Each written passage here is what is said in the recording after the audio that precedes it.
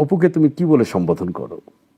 আসলে ওই কনভারসেশনটাই কখনো হয়নি। না, আমি শুধু একটু ছোট বলছি, অপু দি বলো বা এরকমই তো। বা যখন তোমাদের বিয়ে হয়নি তখন তো অপু বিশ্বাস মানে শাকিব খানের ওয়াইফ বা অপু তোমার সিনিয়র, অপু দি তো বলতে, তাই না?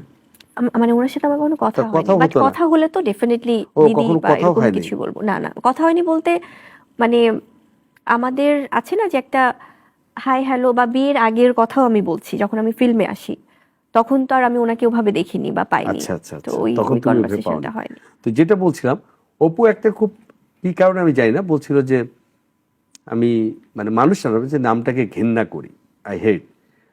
তো তখন আমি একটা জিনিস চিন্তা করছিলাম যে তোমাকে কোনো দিন জিজ্ঞেস করব যে তুমি নিশ্চয়ই তার প্রতি উত্তরে তোমার কি উত্তর দিবা যখন সে এরকম একজন শিল্পী যখন এটা বলে, তখন তোমার উত্তরটা কি হওয়া উচিত বা কি বলবা তুমি? আমি বা ঘৃণার সাকিবকে কি তুমি এটা বিচার দিয়েছিলে কিনা? না না না, আমি কখনোই কোনো কিছু নিয়ে কাউকে বিচার দেই না।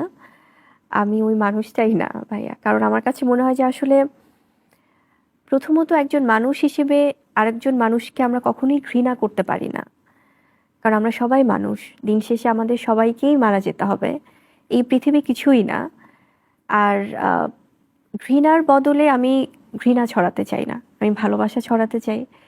আমি আসলে আমার কাছে মনে হয় যে ওই যে আমি একটু আগে যে কথাটা বললাম বাবু ভাই, যে উনি ঘৃণা কেন করেন সেই প্রশ্নটা উনি আয়নার সামনে দাঁড়িয়ে হয়তো নিজে নিজেকে করলে তোমার বেটার। কখনো ইচ্ছা করে নাই অপুকে গিয়ে একদিন বলতে যে দিদি তুমি যে আমাকে একটু বলো, তুমি আমাকে অপছন্দ বা প্রকাণ্ড, কিন্তু দোষটাকে আমার একা, তুমি আমার জায়গায় থাকলে কি করতা? মানে তুমি কখনো এটা একা একা চিন্তা করনি কেন?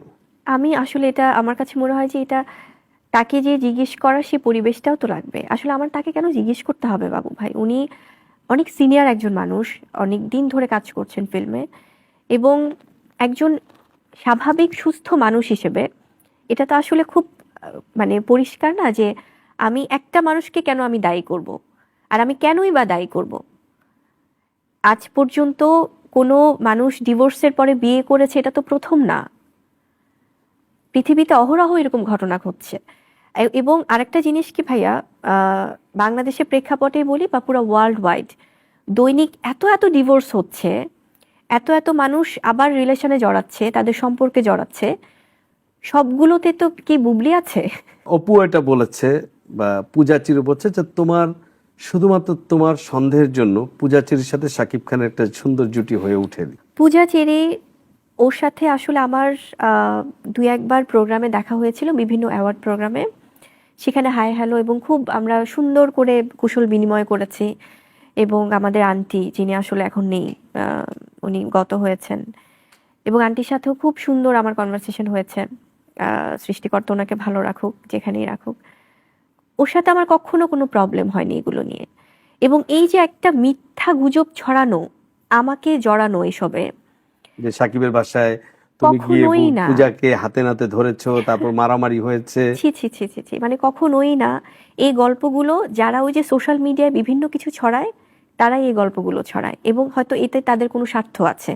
এবং আপনাকে আমি আরেকটা জিনিস বলি বাবু ভাই, সেটা হচ্ছে যে আমার আমার খুব অবাক লাগে যে আমার সেটা হোক অনেকেই, যে কিছু কিছু নাম আছে যেমন তমার সাথে, তমা মির্জা বা পরিমণি, বা ওরা, ওদের সাথে না আমার, আমি জানি না আসলে ওরা যদি ওদের নিজেদের সাথে আমি কথা আসবো এই বলে। প্রসঙ্গে, আমি একটু পূজাটা শেষ করি। আমি এই জন্যই বলছি হ্যাঁ ভাইয়া হ্যাঁ, যে এই যে এই কয়টা নাম, আমরা যদি পূজাটা, যেহেতু আপনি জিজ্ঞেস করেছেন, কখনো আমার ওর সাথে এগুলো নিয়ে কোনো কনভারসেশন হয়নি। এবং আমিও যে বললাম আমার এটি নিয়ে আমার সাকিবের সাথেও কখনো আমার, কারণ এটা ও কার সাথে স্ক্রিন শেয়ার করবে। এবং 2016 সালে আমি যেদিন, যে বছর এসেছি, তারপর থেকে কিন্তু ওর নায়িকা ভ্যারিয়েশন অনেকের, আমি যদি ভুল না করি, ও কলকাতা বা বাংলাদেশে অনেক নায়িকার সাথে কিন্তু কাজ করেছে।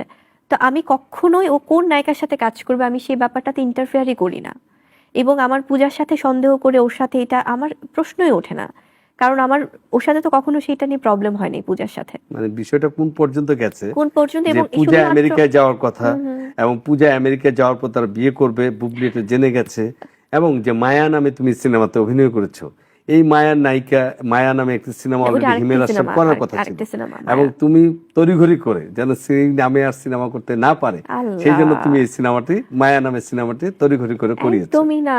কেন? কারণ মায়া সিনেমার, আমি যে মায়াটা করেছি সেটি অনেক আগে থেকে কিন্তু নিবন্ধন করা, পরিচালক প্রযোজক যারা করেছেন, এটা তাদের সাথে কথা বললে বোঝা যাবে। আর ওনারা যে মায়াটার যে সিনেমা, আর একটা আলাদা যে সিনেমা, ওটার সাথে তো এটার কোনো সম্পৃক্ত